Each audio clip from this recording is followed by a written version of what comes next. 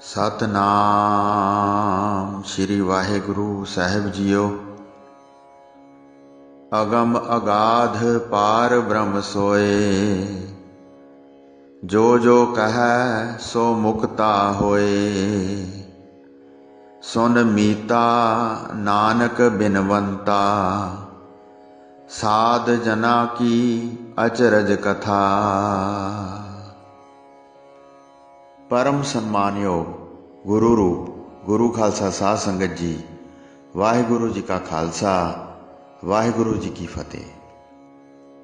चल रहे लड़ीवार प्रसंग धन धन श्री गुरु गोबिंद सिंह साहिब जी महाराज जी दे अध्याय 18वें विच अज आपां एक सिख ते रिछ दा प्रसंग सरवण करांगे। आओ बड़े प्रेम नाल यह प्रसंग सरवण करिए। श्री सतगुरु जी सब प्रकार सर्व समर्थ धीरजवान अते कीते उपकार नूं जानण वाले हन। श्री आनंदपुर साहिब विच संगतां नूं दर्शन दे के आनंदित करते हैं। सह सुभावक सर्व समर्थ गुरु जी बैठे शोभ रहे सन, जेड़े प्रभु जी सब दे कीते नूं जाणदे हन। थोड़े जिहे सिख गुरु जी दे दुआले बैठे सन। चारे पासे श्रेष्ठ चौर फिर रहा सी। उच्ची बुद्धि महान प्रकाशत सी। गरीबां नूं ताਰਨ विच पूर्णमाशी दे चंद वांग हन। कंवल पत्तर वर्गे विशाल नैण हन ते कोने वल डोरे दी लाली है। नेत्रां दे कटाक बड़े तिखे हन, इन्ने चंचल हन कि मानो ममोले नूं सिक्ख्या दिंदे हन। महा उदार मुक्ति तक दिंदे हन। दासां वल वेख के उन्हां दे दुख दूर कर दिंदे हन। काफ़ी समा जद उत्थे बैठ के बतीत किया तां एक कलंदर रिछ लैके आया। रिछ महाबली अते शरीर दे वड्डे आकार वाला सी, मानो जामवंत ने यह धारण की होवे। जामवंत एक रिछां दा सरदार सी। वह श्री रामचंद्र जी दा लंका दे युद्ध समय वड्डा सहायक बनिया सी। भागवत पुराण अनुसार उसकी पुत्री जामवंती नाल कृष्ण जी ने शादी की सी। वाल्मीकि रामायण विच लिखिया है कि ब्रह्मा ने एक बार अवासी लई सी तां मूँह विचों जामवंत निकलिया सी। रिछ दे सारे अंगां ते बहुत वाल सन। भूरा रंग सी ते विकराल नौं भी भूरे सन। नक पाड़ के नत्थ पाई सी ते कलंदर ने अपने शरीर नाल चमड़ा लपेटिया सी। रिछ नूं डराउण वास्ते हत्थ विच सोटी फड़ी सी। जद कलंदर उसनूं सोटी विखाउंदा सी तां ओह अग्गों भभकदा सी। सतगुरु जी की दृष्टि अगे ओह भारी बल विखाउण लगा। बल धार के कलंदर अते रिछ कुश्ती करन लगे। कदी उत्ते हुंदे सी ते कदी थल्ले। मैदान दे विच इधर उधर फिरदे सन। बड़ियां भयानक आवाज़ां कढदे सन। दो लत्तां उत्ते भालू खड़ा हो गया। आपस विच जफे भरदे सन। इस प्रकार बहुत घोल विखाया। एक सिख ने वेख के कह के सुनाया, इस भालू का बहुत वड्डा आकार है, अजिहा रिछ पहलां कदी नहीं वेख्या। एक कीर्तिया नाम का चौर बरदार सी। वह खड़ा होके बड़ा मनोहर चौर कर रहा सी। 16 वर्ष जिसकी उम्र सी। वह भालू नूं चित्त विच बड़ा प्रसन्न होके वेख रहा सी। फिर कीर्तिया ने कहा, इसका शरीर बहुत वड्डा है, इस दुख देने वाले नूं किवें फड़ लिया? किहड़े पापां करके इसकी ऐसी गति हुई है? सतगुरु जी तो बगैर होर कोई नहीं जान सकता। फिर किरपा दे सागर भाव गुरु जी ने मुस्कुरा के सब सिखां विच प्रगट रूप विच कहा, हे कीर्तिया, अपने हिरदे विच समझो, पिछले जन्म विच यह रिछ तेरा बाप सी। वड्डे पापां करके इसने भालू का शरीर धारिया है। फड़े जाण ते इन्हां दे वस विच पै गया है। कीर्तिए समेत जेड़े उत्थे सिख सन, उन्हां सारिਆਂ ने सुन के महा अचंभा मन्निया। उसने हथ जोड़ के बेनती की, हे सतगुरु जी, ये की फरमाया है?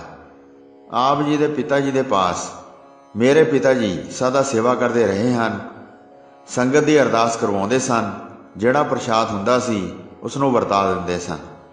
वह गुरदेव 9वें पातशाह की हजूरी विच रह के नित सेवा करते सन। हज़ारां दा कल्याण किया है। उन्हां दी महान सेवा करते रहे हैं।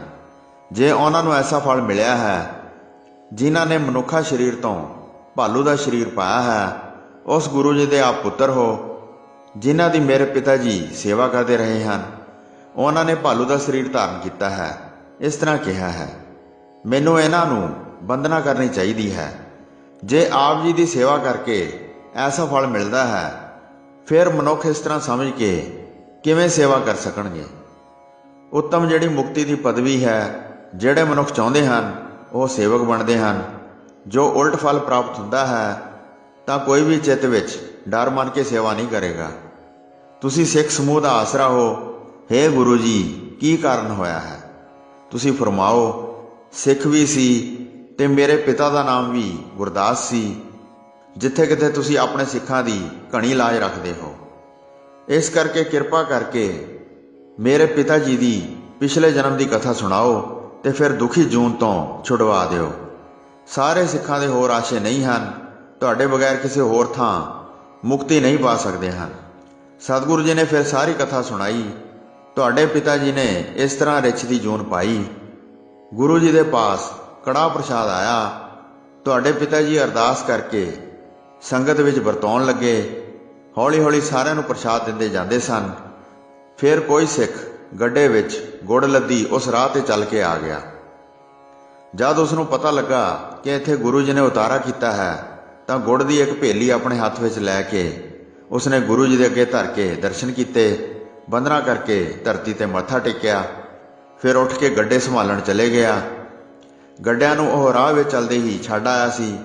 ਤੇਰਾ ਪਿਤਾ ਉਸ ਸਮੇਂ ਪ੍ਰਸ਼ਾਦ ਵਰਤਾ ਰਿਹਾ ਸੀ। ਉਹ ਸਿੱਖ ਕਾਹਲੀ ਕਾਹਲੀ ਤੇਰੇ ਪਿਤਾ ਜੀ ਦੇ ਪਾਸ ਆਇਆ, ਜਿਸ ਦੇ ਉੱਤੇ ਰਾਹ ਦੀ ਬਹੁਤ ਧੂੜ ਪਈ ਹੋਈ ਸੀ। ਮੂੰਹ ਤੇ ਦਾੜੀ ਮਿੱਟੀ ਵਰਗੇ ਹੋ ਗਏ ਸਨ, ਜਿਸ ਦੇ ਕੱਪੜਿਆਂ ਉੱਤੇ ਮਿੱਟੀ ਚੜੀ ਹੋਈ ਸੀ। ਗੱਡੇ ਦੇ ਪਹੀਆਂ ਅਤੇ ਬਲਦਾਂ ਨੇ ਬਹੁਤ ਮਿੱਟੀ ਉਡਾਈ ਹੋਈ ਸੀ। ਤੇਰੇ ਪਿਤਾ ਪਾਸੋਂ ਉਸਨੇ ਪ੍ਰਸ਼ਾਦ ਮੰਗਿਆ, ਪਰ ਉਸਨੇ ਉਸਦੇ ਹੱਥ ਉੱਤੇ ਕੁਝ ਵੀ ਨਾ ਧਰਿਆ। ਫਿਰ ਨੇੜੇ ਹੋ ਕੇ ਥੋੜਾ ਪ੍ਰਸ਼ਾਦ ਮੰਗਿਆ, ਜਿਸ ਦੇ ਮਨ ਦਾ ਸਿਦਕ ਅਟੱਲ ਸੀ। ਪ੍ਰਸ਼ਾਦ ਨੂੰ ਮੁੱਖ ਵਿੱਚ ਪਾ ਕੇ ਪਵਿੱਤਰ ਹੋਣਾ ਚਾਹੁੰਦਾ ਸੀ, ਇਸ ਕਰਕੇ ਬਹੁਤ ਕਾਲਾ ਪੈ ਰਿਹਾ ਸੀ। ਤੇਰੇ ਪਿਤਾ ਨੇ ਬਹੁਤ ਕ੍ਰੋਧ ਕਰਕੇ ਉਸ ਸਮੇਂ ਉਸ ਸਿੱਖ ਨੂੰ ਝਿੜਕ ਕੇ ਕਿਹਾ, ਹੇ ਮੂਰਖ ਮਤ ਵਾਲੇ, ਰਿਛ ਵਾਂਗ ਭੇਸ ਕਰਕੇ ਕਿਉਂ ਸਾਰਿਆਂ ਉੱਤੇ ਚੜ੍ਹਦਾ ਜਾਂਦਾ ਹੈ? ਪਰੇ ਹੋ ਕੇ ਖਲੋਤਾ ਰਹਿ, ਕਿਉਂ ਅੱਗੇ ਆਉਂਦਾ ਹੈ? ਬਹੁਤ ਬੋਲ ਕੇ ਕਿਉਂ ਰੌਲਾ ਮਚਾ ਰਿਹਾ ਹੈ? ਇਸ ਤਰ੍ਹਾਂ ਸੁਣ ਕੇ ਸਿਦਕ ਵਾਲੇ ਸਿੱਖ ਦਾ ਮਨ ਭੰਗ ਹੋ ਗਿਆ। ਉਹ ਸ਼ਰਮਿੰਦਾ ਹੋਇਆ ਧਰਤੀ ਵੱਲ ਵੇਖਣ ਲੱਗਾ। ਧਰਤੀ ਉੱਤੇ ਪ੍ਰਸ਼ਾਦ ਦਾ ਇੱਕ ਕਿਣਕਾ ਪਿਆ ਸੀ। ਉਸ ਨੂੰ ਉਸ ਧਰਤੀ ਤੋਂ ਚੁੱਕ ਲਿਆ ਤੇ ਗੁਰੂ ਜੀ ਦਾ ਹਿੱਤ ਜਾਣ ਕੇ ਆਪਣੇ ਮੂੰਹ ਵਿੱਚ ਪਾ ਲਿਆ। ਫਿਰ ਵਾਹਿਗੁਰੂ ਦਾ ਸਿਮਰਨ ਕਰਕੇ ਤੇਰੇ ਪਿਤਾ ਨੂੰ ਉਚਾਰਨ ਕਰਕੇ ਸ਼ਰਾਪ ਦਿੱਤਾ, ਤੇਰੇ ਵਿੱਚ ਲੇਸ਼ ਮਾਤਰ ਵੀ ਗੁਰਸਿੱਖੀ ਨਹੀਂ ਹੈ। ਹੁਣ ਤੇਰਾ ਸਰੀਰ ਰਿਛ ਦਾ ਹੋ ਜਾਏਗਾ। ਬੜੀ ਕਾਹਲੀ ਕਾਹਲੀ ਚਲੇ ਗਿਆ ਤੇ ਗੱਡਿਆਂ ਨੂੰ ਜਾ ਮਿਲਿਆ। ਸਾਰੇ ਗੱਡੇ ਇਕੱਠੇ ਕਰਕੇ ਅੱਗੇ ਚੱਲ ਪਿਆ। ਤੇਰੇ ਪਿਤਾ ਨੂੰ ਬਾਅਦ ਵਿੱਚ ਕਈ ਦਿਨ ਬੀਤ ਗਏ। ਉਮਰ ਪੂਰੀ ਹੋਣ ਤੇ ਮੌਤ ਦੇ ਵੱਸ ਹੋ ਗਿਆ। ਫਲਾਣੇ ਪਰਬਤ ਤੇ ਜਾ ਕੇ ਰਿਛ ਦਾ ਸਰੀਰ ਧਾਰਨ ਕੀਤਾ। ਉਸ ਸਮੇਂ ਹਾਲੇ ਛੋਟਾ ਹੀ ਸੀ ਜਦ ਇਸ ਕਲੰਦਰ ਨੇ ਫੜ ਲਿਆ। ਸਿੱਖ ਦਾ ਬੋਲਿਆ ਹੋਇਆ ਕਦੇ ਨਿਸਫਲ ਨਹੀਂ ਜਾਂਦਾ ਹੈ, ਜਿਨ੍ਹਾਂ ਨੇ ਆਪਣੇ ਚਿੱਤ ਗੁਰੂ ਜੀ ਦੇ ਚਰਨਾਂ ਵਿੱਚ ਟਿਕਾਏ ਹਨ। ਸਾਰਿਆਂ ਨੇ ਸੁਣ ਕੇ ਅਚਰਜ ਮੰਨਿਆ। ਫਿਰ ਹੱਥ ਜੋੜ ਕੇ ਉਸ ਦੇ ਪੁੱਤਰ ਨੇ ਕਿਹਾ, ਆਪ ਜੀ ਨੇ ਸਾਰੀ ਚੰਗੀ ਗੱਲ ਕਹੀ ਹੈ, ਹੁਣ ਆਪਣੇ ਸਿੱਖ ਨੂੰ ਮੁਕਤ ਕਰ ਦਿਓ। ਪਤਿਤ ਪਾਵਨ ਤੁਹਾਡਾ ਨਾਮ ਹੈ। ਤੁਸੀਂ ਅਨੇਕਾਂ ਦੋਸ਼ਾਂ ਨੂੰ ਦੂਰ ਕਰਨ ਵਾਲੇ ਹੋ। ਕਿਰਪਾ ਦ੍ਰਿਸ਼ਟੀ ਕਰਕੇ ਇਸ ਦੀ ਜੂਨ ਛਡਵਾਓ। ਹੁਣ ਉੱਤਮ ਗਤੀ ਨੂੰ ਪਹੁੰਚਾ ਦਿਓ। ਤਦ ਕਿਰਪਾਲੂ ਗੁਰੂ ਜੀ ਨੇ ਇੱਕ ਸਿੱਖ ਨੂੰ ਭੇਜਿਆ ਤੇ ਕਿਹਾ, ਕਲੰਦਰ ਨੂੰ ਕਹੋ ਮੁੱਲ ਲੈ ਕੇ ਰਿਛ ਦੇ ਦਿਓ। ਇਹ ਸੁਣ ਕੇ ਫਿਰ ਕਲੰਦਰ ਨੇ ਕਿਹਾ, ਇਸ ਵਰਗਾ ਕੋਈ ਹੋਰ ਰਿਛ ਨਹੀਂ ਵੇਖਿਆ ਹੈ। ਇਸ ਦੇ ਨਾਲ ਹੀ ਮੇਰੀ ਕਮਾਈ ਚੱਲਦੀ ਹੈ। ਇਸ ਕਰਕੇ ਮੈਂ ਪਿੰਡਾਂ ਨਗਰਾਂ ਤੋਂ ਬਹੁਤ ਭਿੱਖਿਆ ਲੈਂਦਾ ਹਾਂ। ਮੈਨੂੰ 200 ਰੁਪਏ ਦਿਓ ਤੇ ਰਿਛ ਨੂੰ ਆਪ ਲੈ ਲਓ। ਸਤਿਗੁਰੂ ਜੀ ਨੇ ਕਿਹਾ, ਇੰਨੇ ਹੀ ਦੇ ਦਿਓ। ਉਹ ਸਿੱਖ ਉੱਥੇ ਗਿਆ ਜਿੱਥੇ ਖਜ਼ਾਨਾ ਸੀ ਤੇ ਪੈਸੇ ਲੈ ਕੇ ਦੇਣ ਵਾਸਤੇ ਉਸ ਦੇ ਪਾਸ ਗਿਆ। ਕਲੰਦਰ ਫਿਰ ਮੁੱਕਰ ਗਿਆ ਤੇ ਉਸਨੇ ਪੈਸੇ ਨਾ ਲਏ। ਕਹਿਣ ਲੱਗਾ, ਮੈਂ ਬਹੁਤ ਪੈਸੇ ਲਵਾਂਗਾ। ਵਾਪਸ ਆ ਕੇ ਸਿੱਖ ਨੇ ਗੁਰੂ ਜੀ ਨੂੰ ਦੱਸਿਆ, ਹੁਣ ਪੈਸੇ ਨਹੀਂ ਲੈਂਦਾ ਹੈ, ਹੋਰ ਕੁਝ ਹੀ ਕਹਿੰਦਾ ਹੈ। ਪਾਗਲ ਨੇ ਜਿੰਨਾ ਮੁੱਲ ਕੀਤਾ ਹੈ ਉਹਨੇ ਲੈਣੇ ਨਹੀਂ ਮੰਨਿਆ ਹੈ। ਤਦ ਗੁਰੂ ਜੀ ਨੇ ਕਿਹਾ, ਉਸ ਪਾਸੋਂ ਖੋਹ ਲਵੋ। ਸਿੱਖਾਂ ਨੇ ਉੱਠ ਕੇ ਉਸ ਤਰ੍ਹਾਂ ਹੀ ਕੀਤਾ। ਰਿਛ ਨੂੰ ਲਿਆ ਕੇ ਗੁਰੂ ਜੀ ਦੇ ਸਾਹਮਣੇ ਖੜਾ ਕਰ ਦਿੱਤਾ ਤੇ ਇੱਕ ਸਥਾਨ ਤੇ ਬੰਨ੍ਹ ਦਿੱਤਾ। ਦਿਨ ਬੀਤ ਗਿਆ, ਰਾਤ ਪੈ ਗਈ। ਜਦ ਫਿਰ ਸਵੇਰ ਹੋਈ ਤਾਂ ਸਤਿਗੁਰੂ ਜੀ ਨੇ ਫਰਮਾਇਆ, 100 ਰੁਪਏ ਦਾ ਕੜਾਹ ਪ੍ਰਸ਼ਾਦ ਕਰਵਾਓ, ਸੁਚਮ ਰੱਖ ਕੇ ਛੇਤੀ ਤਿਆਰ ਕਰਕੇ ਲਿਆਓ। ਸੁੰਦਰ ਪ੍ਰਸ਼ਾਦ ਤਿਆਰ ਕਰਕੇ ਗੁਰੂ ਜੀ ਦੇ ਪਾਸ ਲੈ ਕੇ ਆਏ ਤੇ ਖੜੇ ਹੋ ਕੇ ਅਰਦਾਸ ਕੀਤੀ। ਸਤਿਗੁਰੂ ਜੀ ਨੇ ਪ੍ਰਸ਼ਾਦ ਆਪਣੇ ਹੱਥ ਵਿੱਚ ਲੈ ਕੇ ਥੋੜੀ ਮਾਤਰਾ ਵਿੱਚ ਖਾਧਾ। ਫਿਰ ਕੁਝ ਬਚਿਆ ਸੀਤ ਪ੍ਰਸ਼ਾਦ ਰਿਛ ਨੂੰ ਦਿੱਤਾ। ਜਦ ਰਿਛ ਨੇ ਪ੍ਰਸ਼ਾਦ ਨੂੰ ਆਪਣੇ ਮੁਖ ਵਿੱਚ ਪਾਇਆ ਤੇ ਪੇਟ ਵਿੱਚ ਜਾਂਦਿਆਂ ਹੀ ਤੁਰੰਤ ਮਰ ਗਿਆ।